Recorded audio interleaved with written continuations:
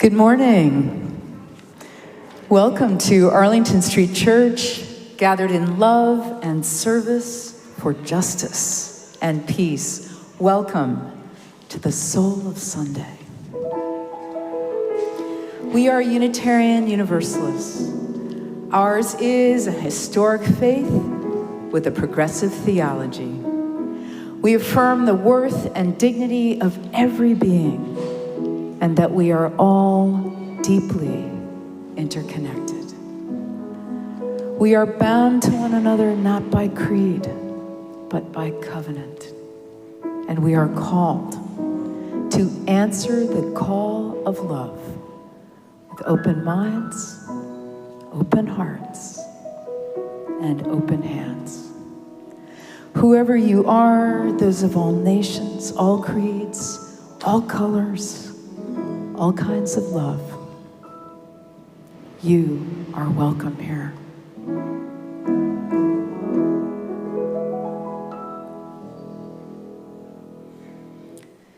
As we gather, we acknowledge that Arlington Street Church occupies the ancestral homeland of the Massachusetts.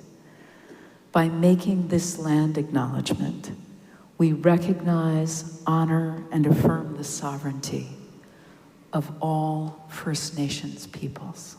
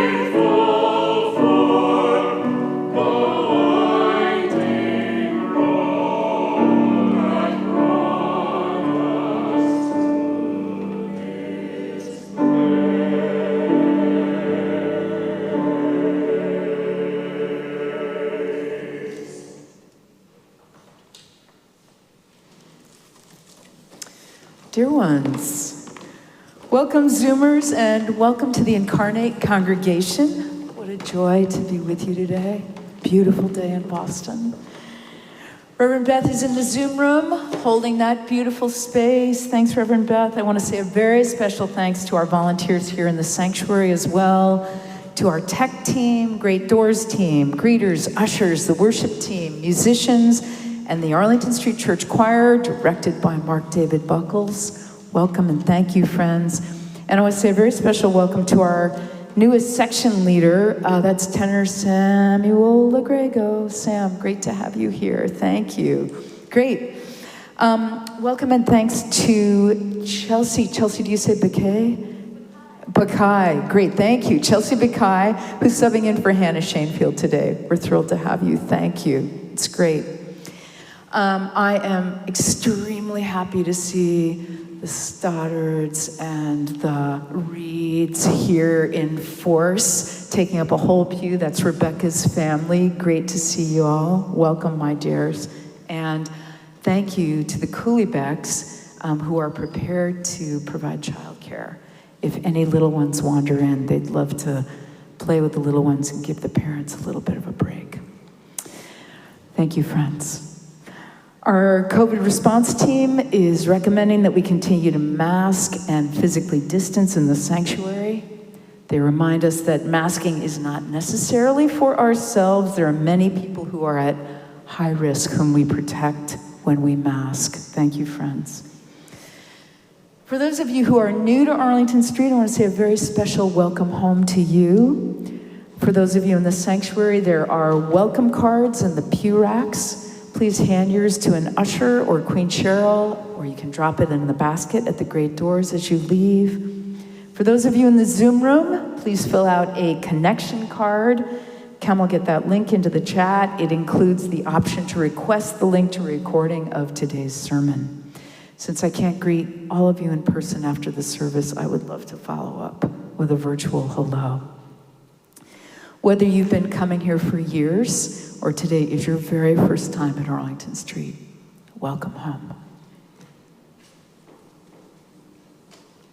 Good morning.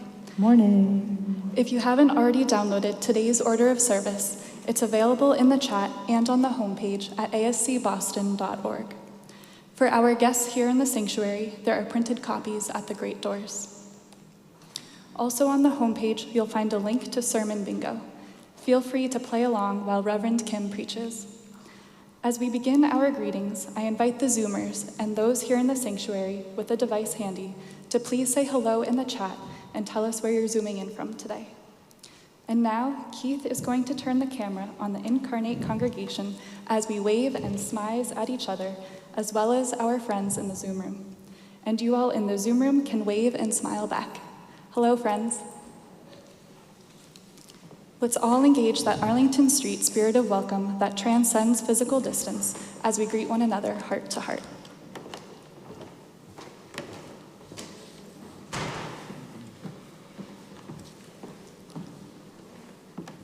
Our opening hymn is number 1064 in the Teal hymnal, Blue Boat Home. It will be led by Beck. Let's rise in body, rise in spirit, and sing.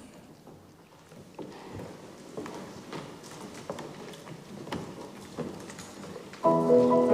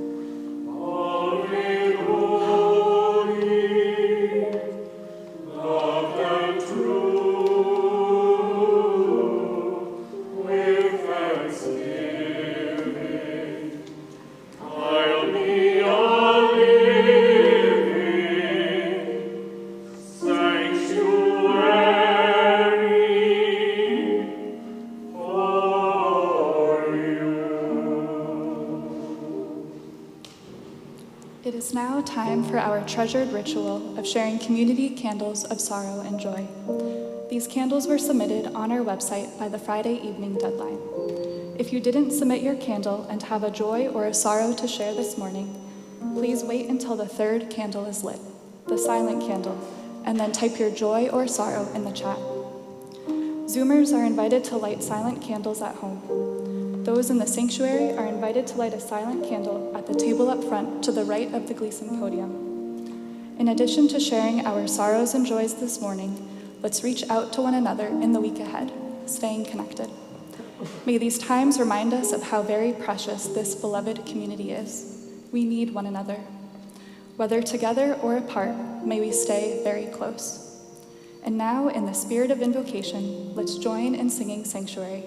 The words are printed in your order of service and in the chat.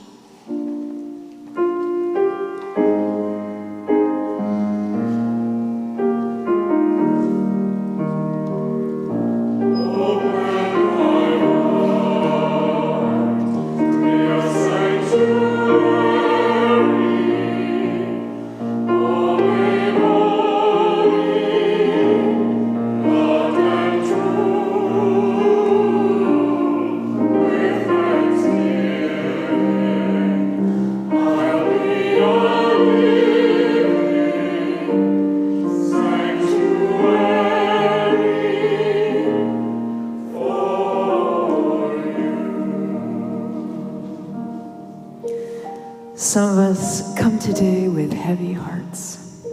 We open our hearts to you. A mixed candle from Bob Sessions. A candle of concern for my sister Barbara in Atlanta.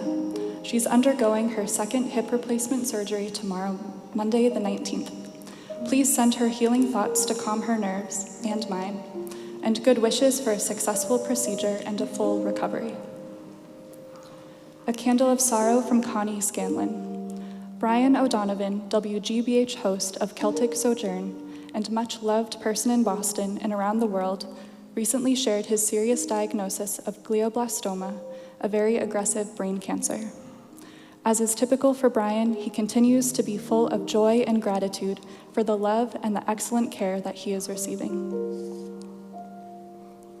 A final candle of sorrow from Dan Brotman. A prayer for my 13-year-old child, Etty, whose relapse into depression and self-harming renders her once more hospitalized.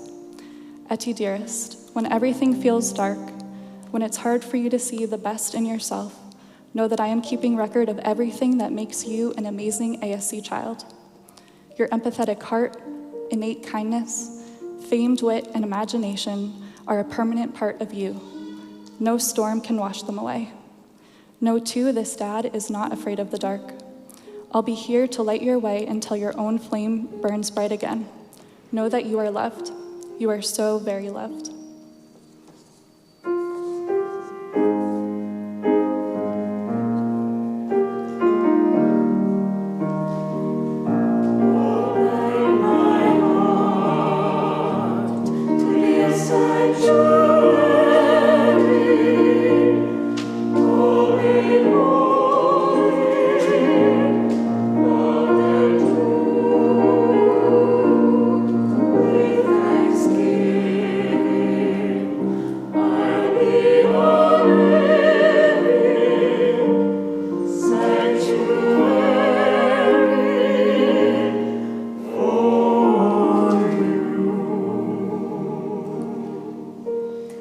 And some of us come today in joy.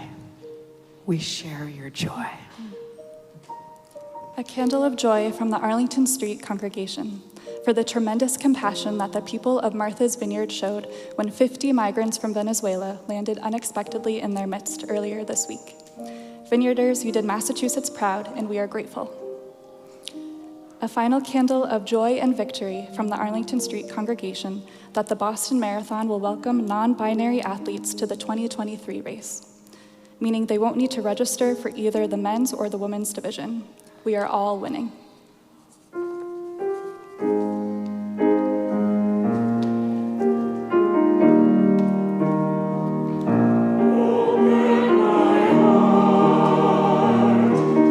Sanctuary.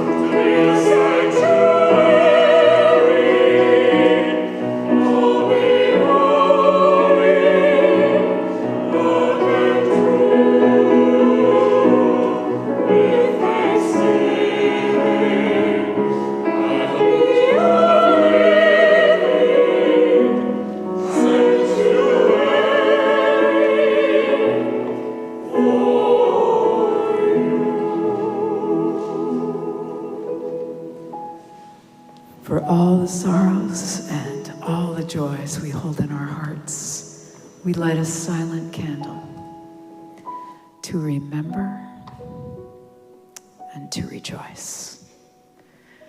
May the peace of this sanctuary enter into our hearts as we share a quiet moment together, breathing our prayers for ourselves, for one another,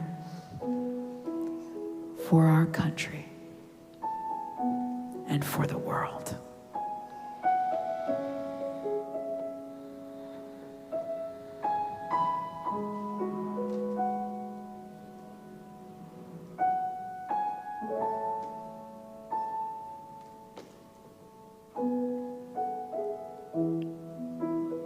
Amen. Let's join now in saying together the affirmation and covenant of this beloved spiritual community. The words are printed in your order of service and in the chat. Love is the spirit of this congregation, and service is our gift. This is our great covenant, to dwell together in peace, to speak our truths in love, and to help one another. El amor es el espíritu de nuestra congregación y el servicio es nuestro regalo. Esto es a lo que nos comprometemos, convivir en paz, hablar nuestras verdades con amor y ayudarnos los unos a los otros. Our next hymn is There Are More Waters Rising by Sarah Lynch Thomason.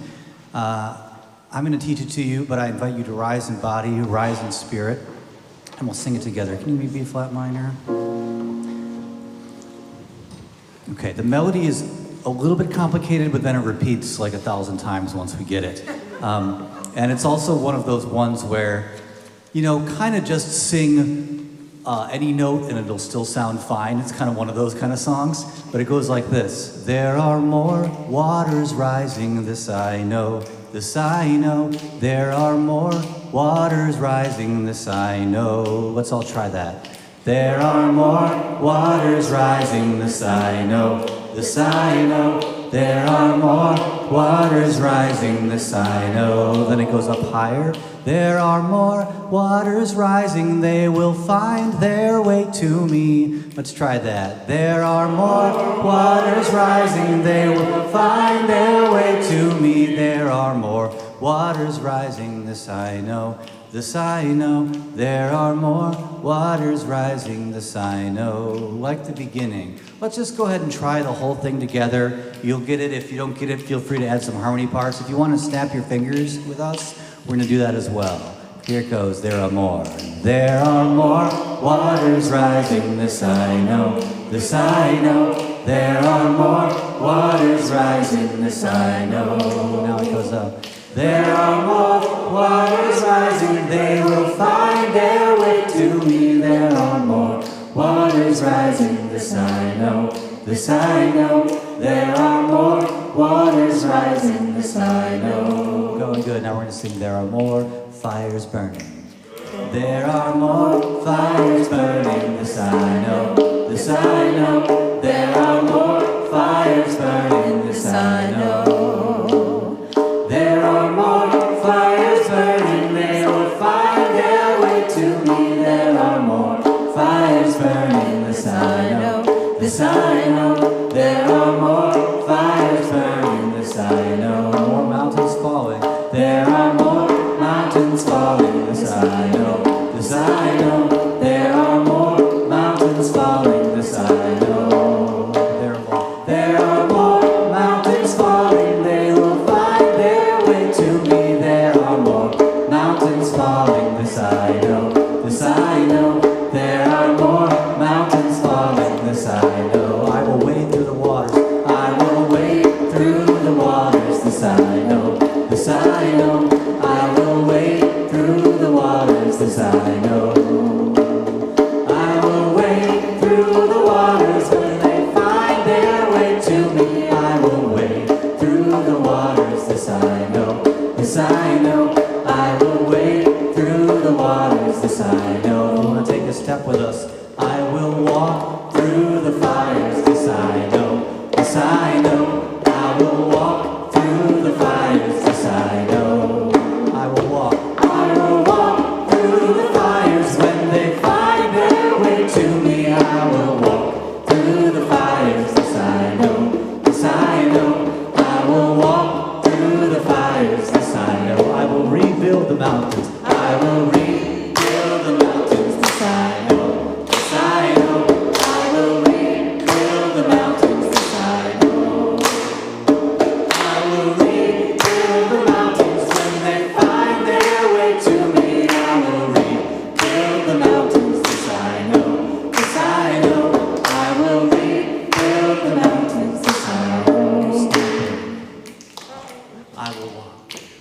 I will wade through the waters, this I know, this I know. I will wade through the waters, this I know. I will wade. I will wade through the waters when they find their way to me. I will wade through the waters, this I know, this I know. I will wade through the waters, this I know. Just that last line again. I will wade through the waters, this I know. And one more time. I will wade through the waters, this I know. One more time. I will wade through the waters, this I know.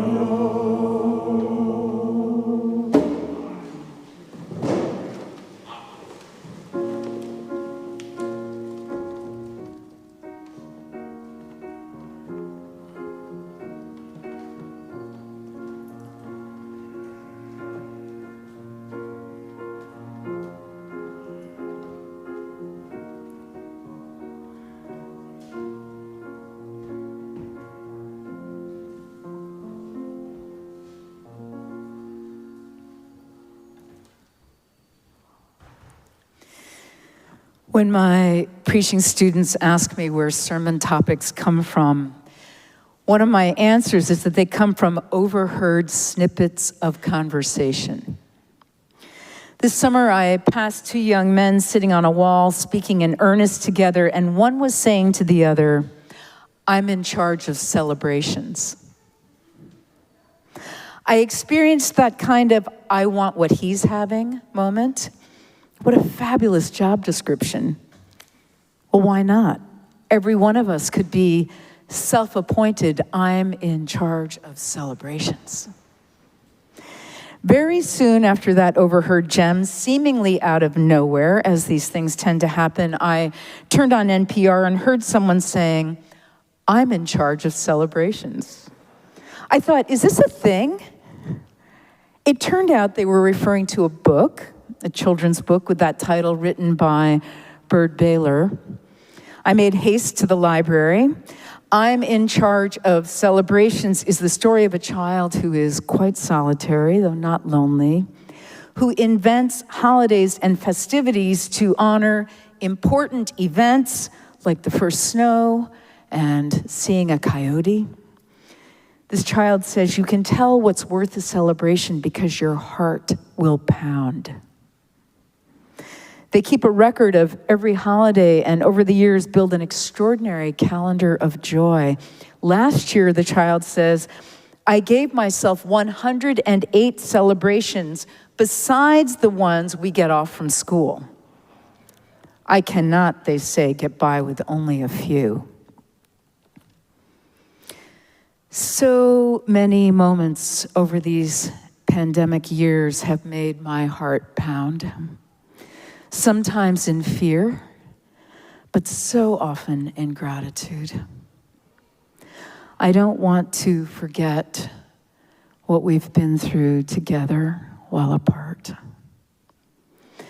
Remembering has the power to give us tremendous strength. Celebrating the kindness, generosity, and resilience of this beloved spiritual community is a great strategy for remembering joy. It is also a terrific tool for empowering us to imagine our way through all that is to come and managing the anxiety of change. Wait, more change? Yes, indeed. As the Greek philosopher Heraclitus said, change is the only constant. Does it strike you as strange that given the very nature of life is change, most of us really don't like it and resist it so gracelessly? That resistance so doesn't serve us. Let's talk about 4 strategies for more graceful change. First up, you knew this is coming, is acceptance. In her extraordinary book, When Things Fall Apart, American Tibetan Buddhist nun Pema Chodron writes, to be fully alive, fully human, and completely awake is to be continuously thrown out of the nest.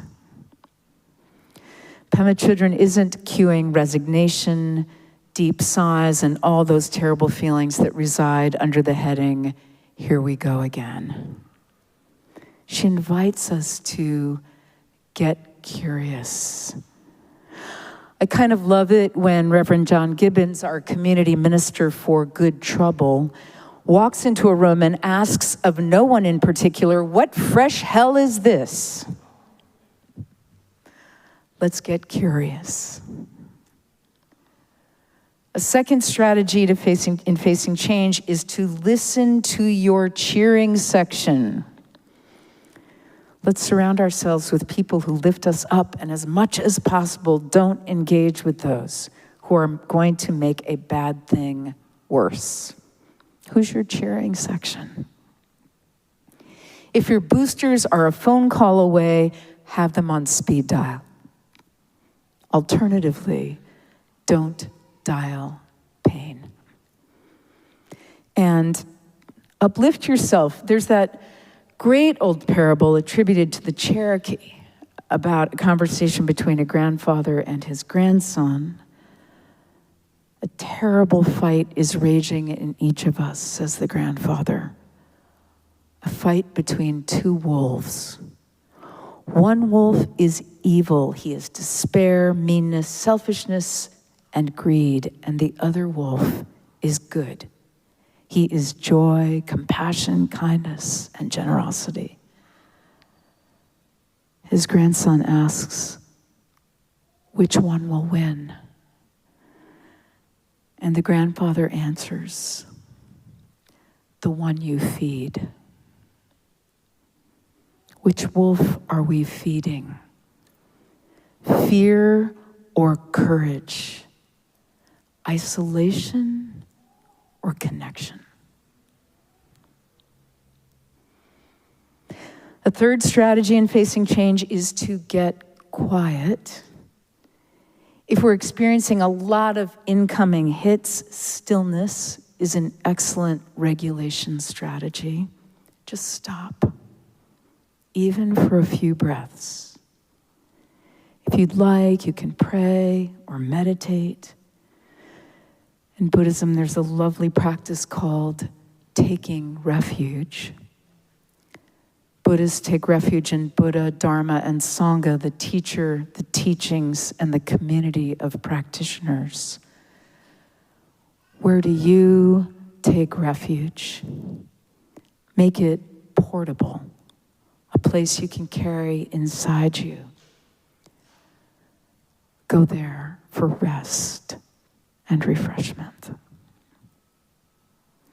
If in your stillness you're still going up against change, like you're representing your high school on the debating team, resisting. Try sitting with the discomfort of the full catastrophe and breathe into the opportunity and spiritual growth. Breathe into those possibilities. And finally, a fourth strategy in facing change, lean in to your routine. Keep the horizon short, focus on what you can control, and stay light on your feet. This is when the muscles built by our daily spiritual practice are tested. You can say the Serenity Prayer with me. God, grant me the serenity to accept the things I cannot change, courage to change the things I can, and the wisdom to know the difference. I read an interesting précis of research being done at Harvard Business School. They concluded that going on and on about how awful it all is actually interferes with our natural ability to adapt. In other words, do your best to acknowledge whatever it is that's gotten to you. Say hello to your frustration, anxiety, and anger, and remember that pain is inevitable, but suffering is optional. Keep updating and editing the story you're telling yourself and others, remembering that all of this, everything is impermanent. Mind open, heart open, hands open. Keep your eyes on the prize. Some of you will remember psychiatrist Viktor Frankl's memoir, Man's Search for Meaning. The German edition is entitled, Nevertheless, Say Yes to Life. While imprisoned in Nazi death camps, he observed that the way prisoners imagined their future affected their longevity. Viktor Frankl survived the Holocaust only to return home and discover that his entire family had been murdered. His book makes the case for deciding how we will respond to tragedy and change. Our only freedom is in deciding how we will respond and what we will do next. I want to circle back to Pema Chodron. There's a wonderful spiritual practice. And share with you a story I've told before. First, this wonderful paragraph from her. She writes, embarking on the spiritual journey is like getting into a very small boat and setting out on the ocean to search for unknown lands. With wholehearted spiritual practice comes inspiration. But sooner or later, we will also encounter fear. For all we know, when we get to the horizon, we're going to drop off the edge of the world. We cannot be in the present and run our storylines at the same time, she says. Impermanence becomes vivid in the present moment. So do compassion and wonder and courage. Here's the story. She writes, I once attended a lecture about a man's spiritual experiences in India in the 1960s. He said he was determined to get rid of his negative emotions. He struggled against anger and lust. He struggled against laziness and pride, but mostly he wanted to get rid of his fear.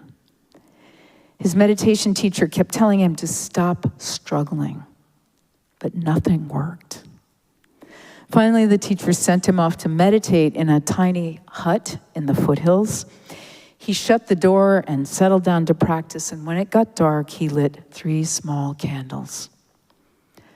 Around midnight, he heard a noise in the corner of the room, and in the darkness, he saw a very large snake. It looked to him like a king cobra. It was right in front of him, swaying. All night, he stayed totally alert, keeping his eyes on the snake. He was so afraid he couldn't move. There was just the snake and himself and fear. Just before dawn, the last candle went out, and he began to cry. He cried not in despair, but from tenderness. He felt the longing of all the people and animals in the world. He knew their alienation and their struggle. all his meditation had been nothing but further separation and struggle. He accepted, really wholeheartedly accepted, that he was angry and jealous, that he resisted and struggled, and that he was afraid. He accepted that he was also precious beyond measure, wise and foolish, rich and poor, and totally unfathomable. He felt so much gratitude that in the total darkness, he stood up, walked toward the snake, and bowed. And then he lay down and fell sound asleep on the floor. When he awoke, the snake was gone. He never knew if it was his imagination or if it had really been there, and it didn't seem to matter. As he put it at the end of his lecture, that much intimacy with fear caused his dramas to collapse, and the world around him finally got through. Beloved spiritual companions, I urge you to put yourself in charge of celebrations. Feel your heart pound so you can remember joy in the face of fear and be graceful in the face of change. Practice acceptance, listen to your cheering section, and feed the right wolf. Get quiet. Take refuge. Lean into your routine and focus on what you can control. Let us say yes to life. And may we, too, feel gratitude in the darkness. Amen.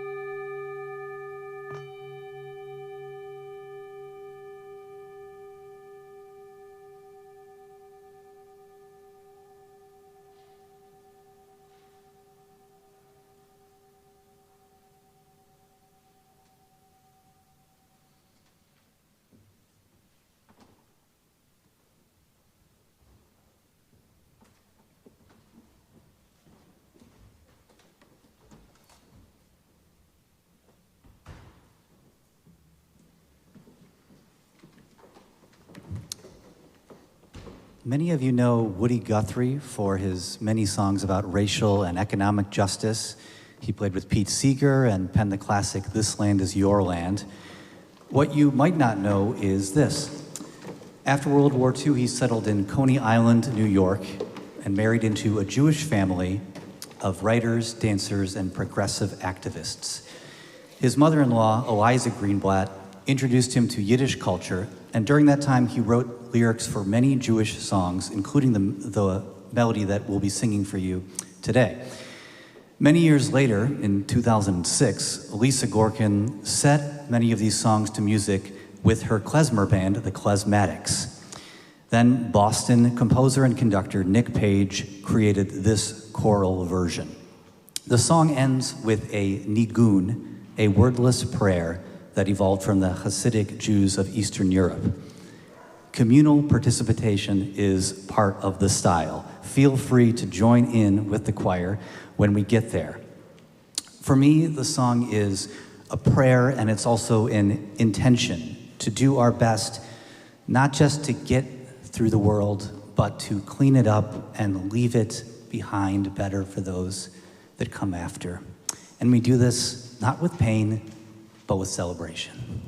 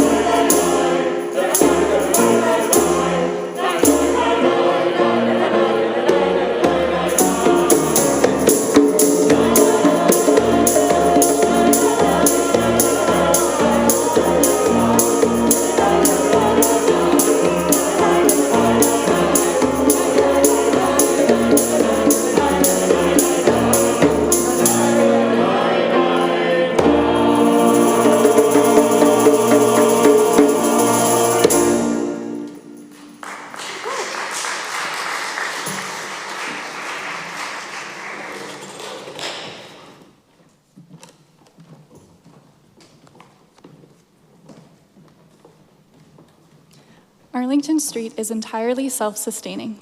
It's up to us, and our generosity continues to be astounding.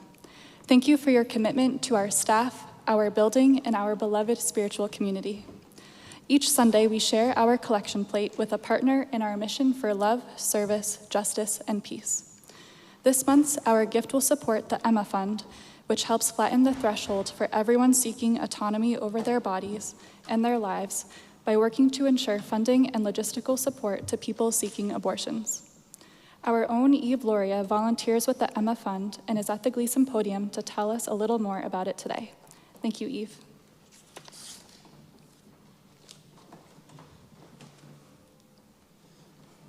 Good morning. I'm Eve Loria, and I joined the Arlington Street Church in 2003. This month's Share the Plate recipient is the Eastern Massachusetts Abortion Fund, or Emma Fund, where I've been a volunteer for nearly 11 years now.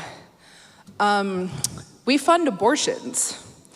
The Emma Fund runs a phone line where folks can leave voicemail messages for our staff and volunteers to call them back. I've worked with Emma in various capacities, but my passion has always been speaking directly to our amazing and resourceful callers. They are the experts in their own lives.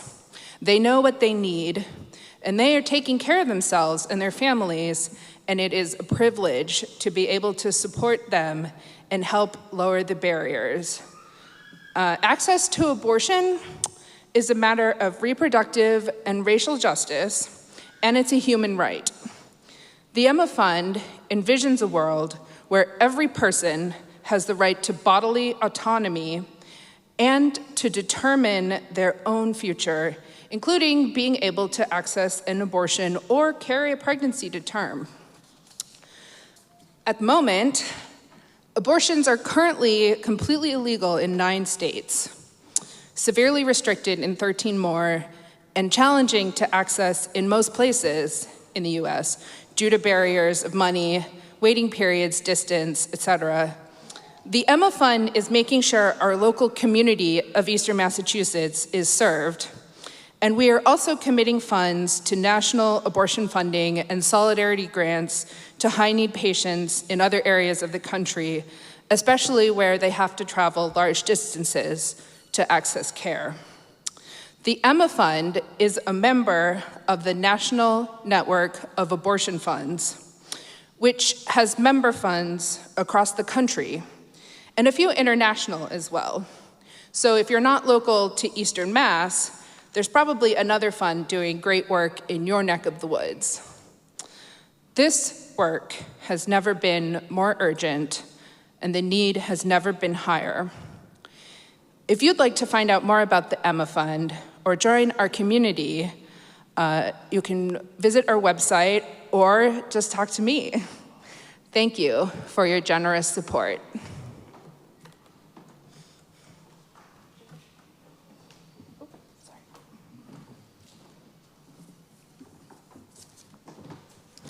Please take a moment now to join me in giving to our beloved spiritual community and filling our virtual collection plate.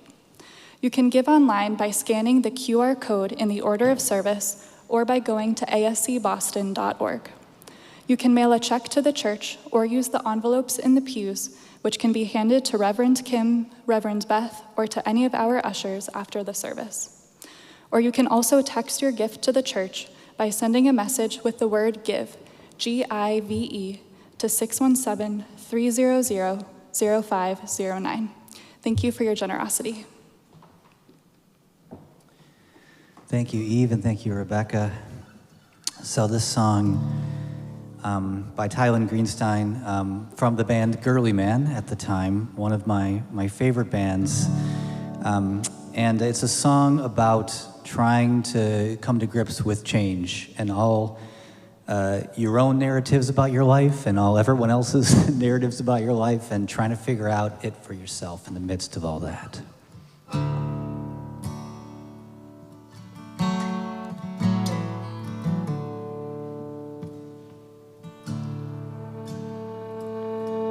I took a long drive by the church and the high dive, past the riverbank hillside, where we looked at the clouds.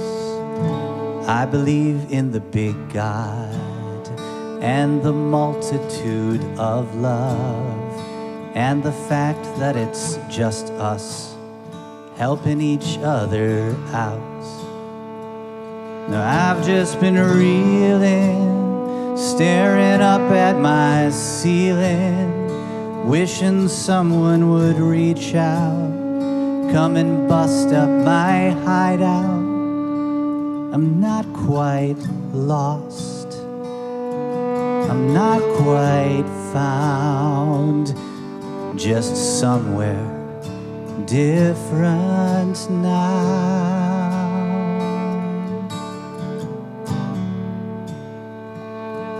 I went walking past the corner lots teeming with weeds and trailers abandoned, people wandering about. I've been dreaming of gardens, crops that grow without dusting, in the San Rafael highlands where we listened to bugs sing.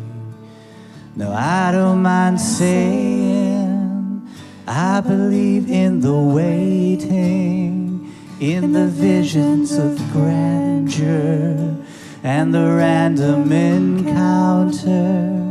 I'm not on fire, not burned out, just somewhere different now.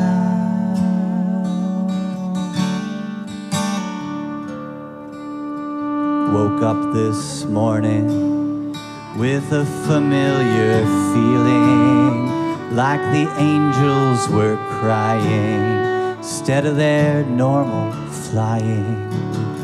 When did you get so certain? Boldly draw back your curtains. Lightning strikes in the tall place, water flows in the street grates. Now I look in the mirror, can't abide what I see there. Still I play you a strong hand, what remains of a good plan. It's not quite gone, but it's not around. Must be somewhere different now.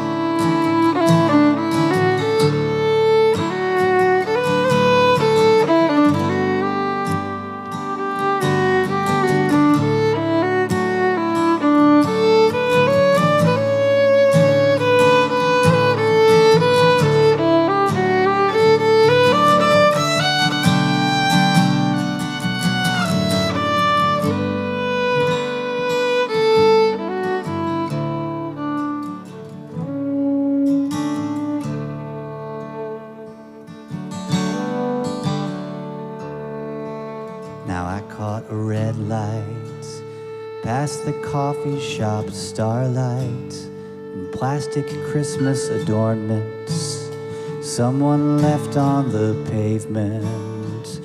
Just to drive feels like passion, just to let the wheels roll on. Engine light keeps on flashing, don't know what has gone wrong. Now I keep believing, don't know if there's a reason. I search under the pillow for the crumbs in the willow, 'cause they got me here, and I'm not sure how, but I'm somewhere different now.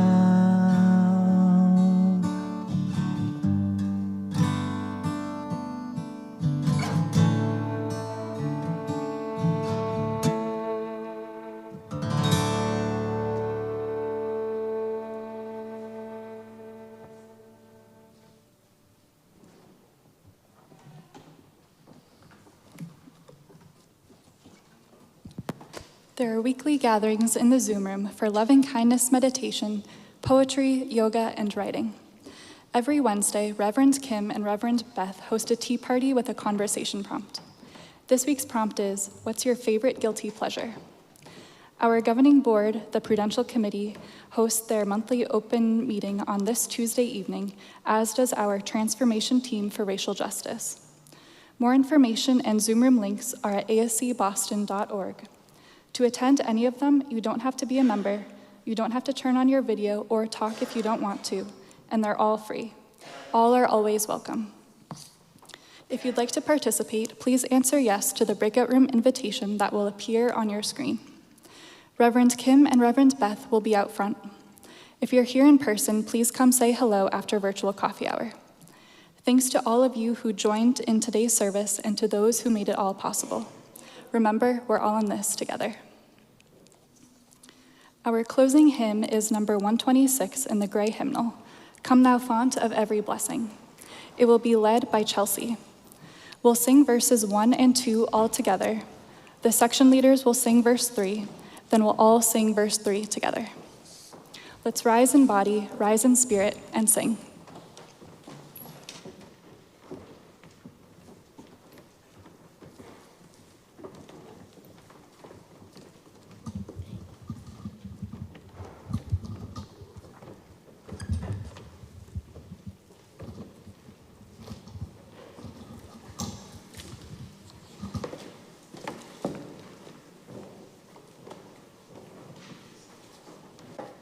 Take it away.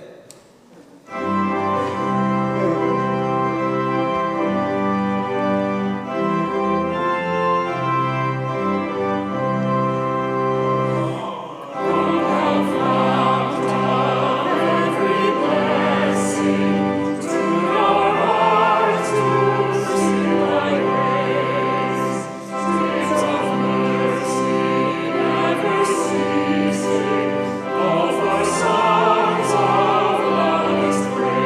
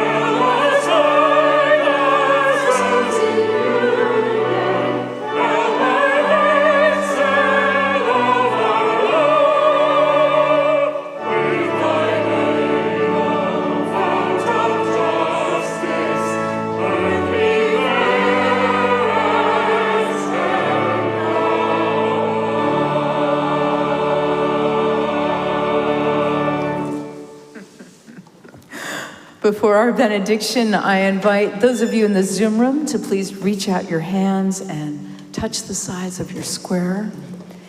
And those of you in the sanctuary to please raise your hand, palms out. Let's send loving kindness to the people to your left and to your right. Send loving kindness to the person on either side of you and to the people on either side of them. Send out love into this beloved spiritual community and feel it coming back to you. Love is the spirit of this congregation. And now for our benediction, I invite you to put your hands over your heart in namaste. I bow to the divine in you. From former Unitarian Universalist Association President, Reverend Bill Schultz, let us go forth from this place of peace, and let its peace heal our spirits. Let us go forth from this place of history, and let its history warm our souls. Let us go forth from this place of love, and let that love change our hearts. Let us keep this faith, beloveds, and pass it on. The service begins when the service ends. Bless your hearts. I love you. Amen.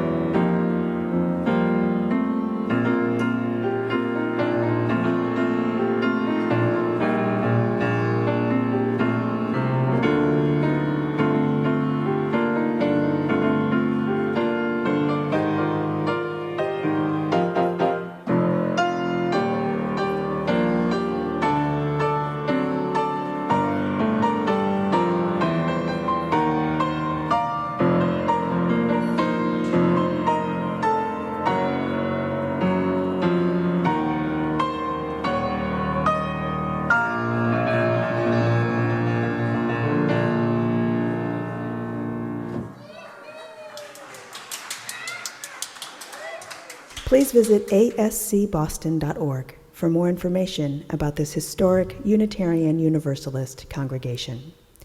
Arlington Street Church, gathered in love and service for justice and peace.